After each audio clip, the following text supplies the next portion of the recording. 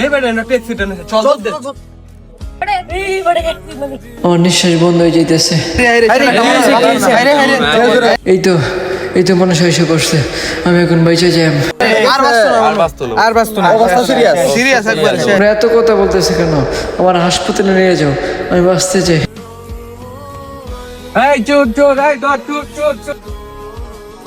আরে তোমরা কিরকম মানুষ? নিয়ে যাও, সব নিয়ে যাও আমার, তারপর আমার বাঁচিয়ে দাও। আমার এমন কেন মনে হচ্ছে এগুলো আগে হয়েছে, এমন কেন মনে হচ্ছে?